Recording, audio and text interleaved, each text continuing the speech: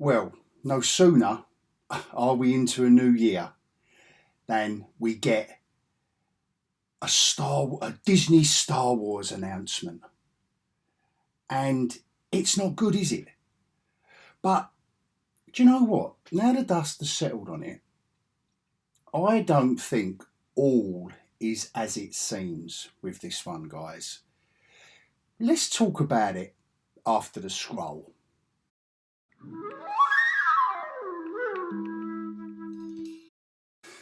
Bonjour.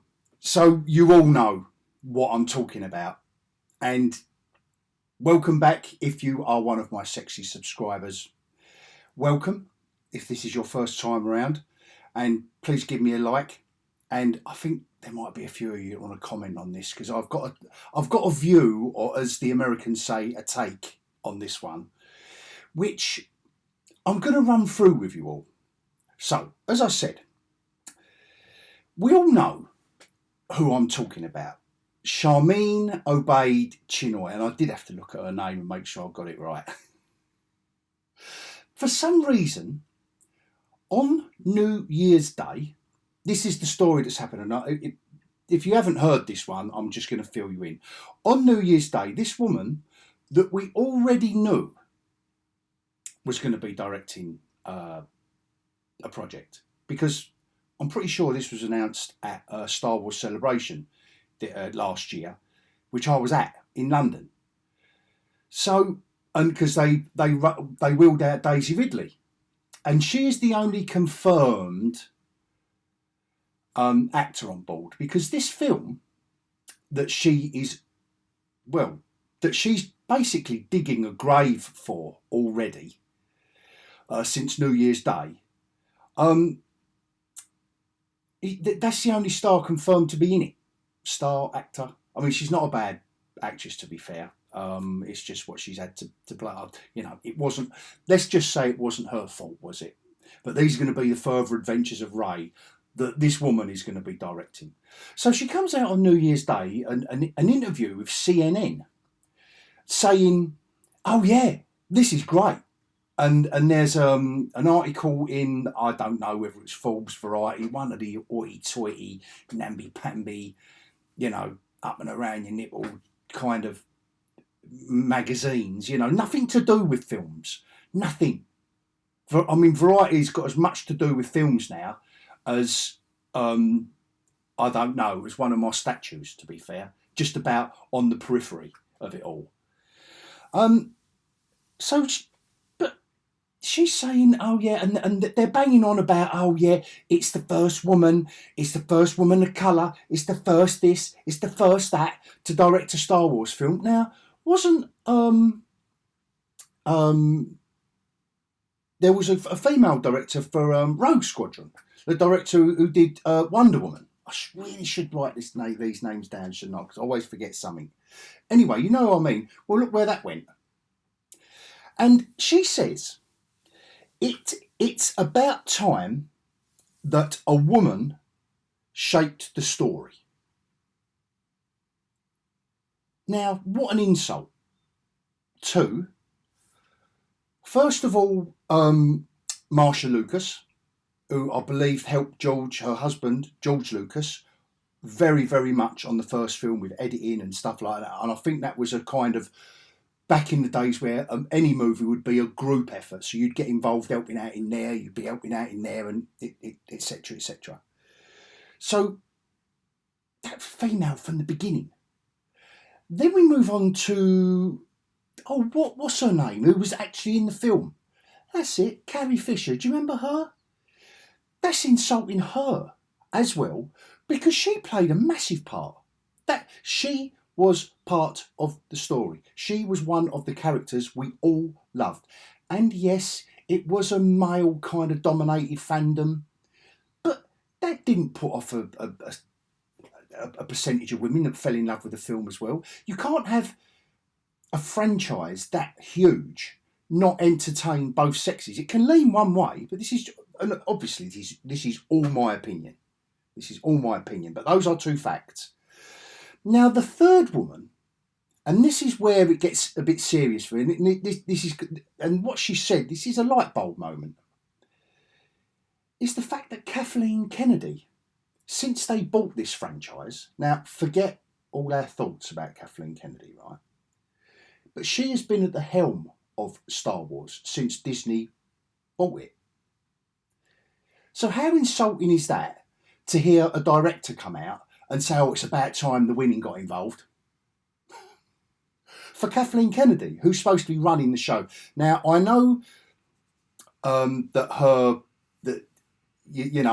think she is a spent force, pardon the pun, at Lucasfilm. Now, I do believe that. I don't think she's got a lot. But that's our first clue to approaching this from a point of view where none of this has been sanctioned by Disney. None of this is from the Disney camp. The Disney camp. I think this Obaid-Chinoy has come out with her agency, and I think what sparked this off. By the way, we're in theory zone, maybe conspiracy theory zone, because I think this film is already in the toilet. I think this ain't happening. It's a 2026 movie release. Now, who comes out at the end of 2023? And this film's probably going to be summer or Christmas. In the real world, it would be summer or Christmas. So you could be talking nearly 3 years away. Who cares what the director has to say? But if it's in the toilet, she's got to get in and drum up some kind of, and this is what I think she's done. I think she is trying to drum up she's trying to get ahead of it all and drum up God knows what. Because what she's coming out of it, and you've seen it all, it's been everywhere. And if you're here now at this time, you know, all the news is out and through and blah, blah. I just think this is all self-promotion.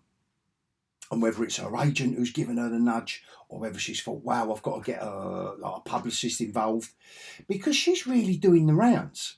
Like, she's exploded. This is nearly a week of every single day something else is coming out about this feminist activist documentary filmmaker.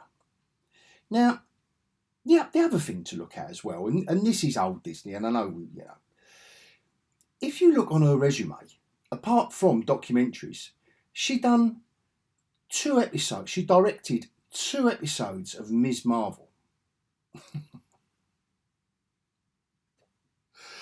Now, what makes you think that you go from that to a $300 million franchise blockbuster that has got to revitalise the entire franchise? You put it in the hands of an inexperienced activist documentary filmmaker. So, I think, and please let me know what you think, because the other thing to say is this is coming in the wake of the thing that led me to the thought that this is already in the toilet, or very nearly in the toilet. Like, she's trying desperately to cling on to the end of the bowl before she gets flushed away, is the fact that the Rian Johnson, remember him? He was supposed to be doing a trilogy. The producers of the Game of Thrones, was it? Or the showrunners of that were supposed to be doing a trilogy. And do you remember old Takawaka Hakititi? He was supposed to be doing a film that he said the fans wouldn't be happy about. Look where he is now. Yeah, look where he is now. He's now saying that he only done 4 Ragnarok, Love and Blunder. Not Ragnarok, 4 Love and Blunder, because he needed the money. All right, fair enough. If you do need the money, you've got a family to look after, that's fair enough. But the disdain that he has for all of that kind of fandom is there. And it's there with this woman as well.